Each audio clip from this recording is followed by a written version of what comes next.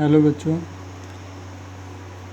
सूरदास के पदों वाला जो पाठ है उसमें से 9 क्वेश्चन अपने पूरे हो गए। ये 10वां क्वेश्चन है। गोपियों को कृष्ण में ऐसे कौन से परिवर्तन दिखाई दिए जिनके कारण वे अपना मन वापस पा लेने की बात कहती हैं। तो देखिए, एक तो गोपियों ने ये बताया है कि श्री कृष्ण जो है वो राजनीति पढ़ के आए हैं, अतः उनकी बुद्धि पहले से ज़्यादा चतुर हो गई है। ठीक है। दूसरा, वे न्याय की मर्यादा को भूल गए हैं। मर्यादा ने लही, यानी जैसे राजा जो है वो प्रजा की रक्षा करता है और भगवान भक्त के प्रेम का मान रखता है, इसलिए जो प्रेम की मर्यादा है वो श्री कृष्ण ने नहीं रखी है। ये परिवर्तन उनमें आ गया है। अगली बात वो ये है कि गोपियाँ कहती हैं श्री कृष्ण एक तो पहले ही चतुर थे, अब तो उनको जो है गुरु ने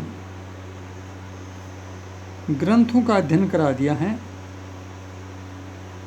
इसलिए वो और भी ज़्यादा चालाक और धूर्त हो गए हैं।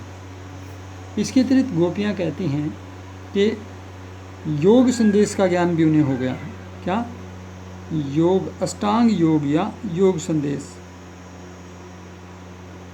अष्टांग योग का संदेश श्री कृष्ण के द्वारा भिजवाना भी उनके ज़्यादा चालाक और समझदार होने का, उनके परिवर्तित होने का प्रमाण गोपियों को लगता है।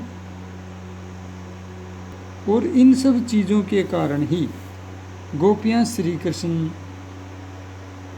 से जो है वो अपना मन वापस पाने की बातें कहती हैं।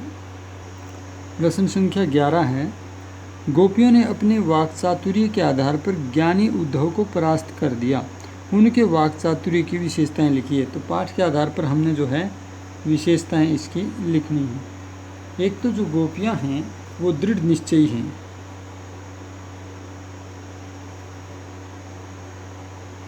क्योंकि वो एक बार निश्चय करती हैं कि वो श्री कृष्ण से या सगुण भगवान के प्रतिरूप श्री कृष्ण से भक्ति रखती हैं, उनकी भक्ति करती हैं, फिर वो उससे डिगी नहीं हैं, हटी नहीं हैं, इसलिए दृढ़ निश्चयी हैं वो।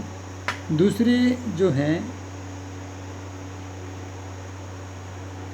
उनके अंदर तार्किकता भी है,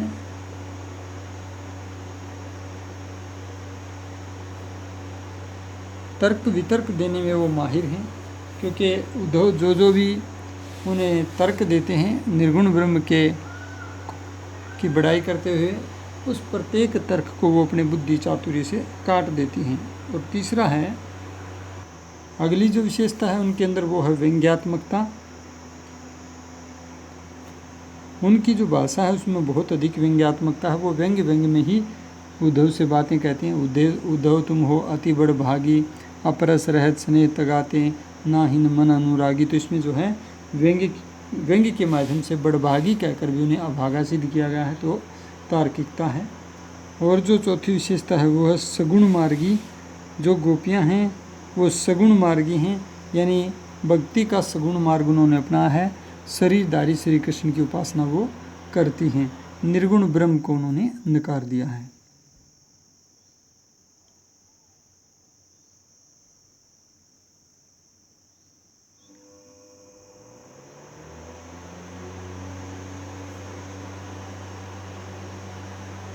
इसके अतिरिक्त उनमें एक और गुण है, वो है सरलता, क्योंकि वो सीधी सादी हैं। एक जो पैरा है उसमें आया है कि हम तो अबला और भोली भाली स्त्रियां हैं, तो उससे ये सिद्ध होता है कि वो जो है उनमें सरलता भी है। तो ये सारे गुण उनकी वाक्चातुर्य में हैं। वो आवश्यकता अनुसार अपने वाक्चातुर्य का, वाणी के गुण का प्रयोग करती हैं और उद्धव के तर्कों को गलत ठहरा देती हैं।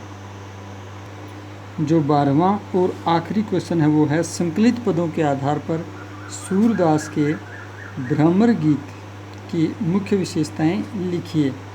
भ्रमर गीत जो है वो सूरदास का वो ग्रंथ है जिसके आधार पर जो है ये एक गीति काव्य है, और इसी गीति काव्य के आधार पर ये सारे पद हमारे सिलेबस में लिए गए हैं। तो इसकी विशेषताएं देखिए क्या क्या हैं। इसमें एक तो भाव प्रधानता है,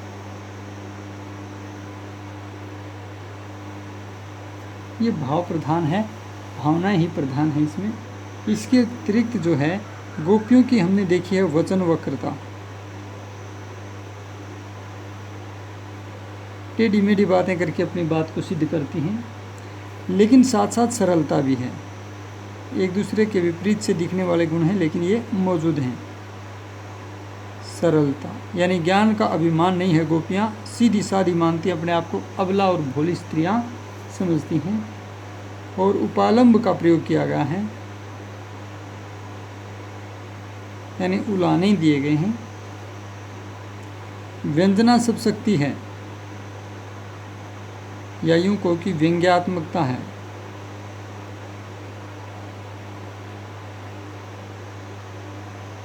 और बाकी है तर्कणा,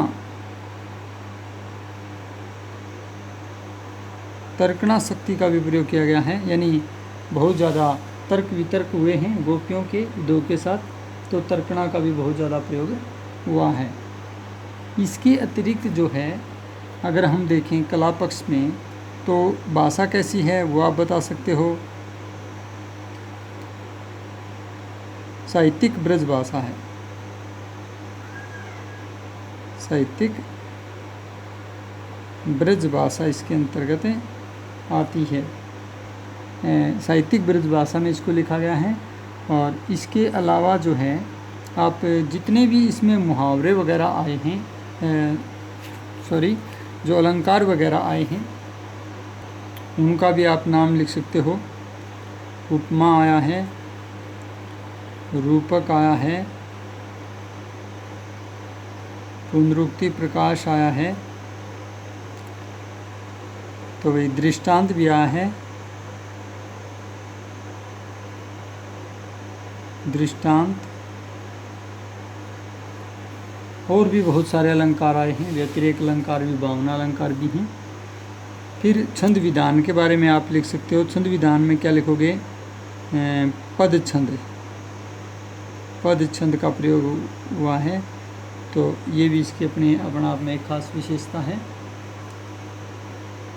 जो जो चीज़ें आपको लगती हैं आप लिख सकते हो। लक्षणा सब शक्ति,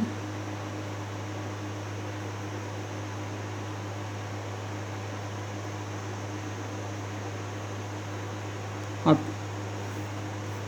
बिंब योजना लिख सकते हो।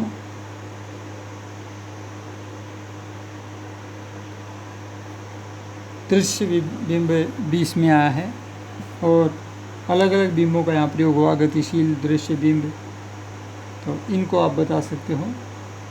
जो जो भी आप काव्य सुंदरी में लिखते हो वही चीज़ें वास्तविक आधार पर आप जो है यहाँ दिखा सकते हो कि इसके अंदर क्या क्या चीज़ें आई। ही आपके अभ्यास पूरा हो गया है, इसको आपने लिखना है और याद करना है।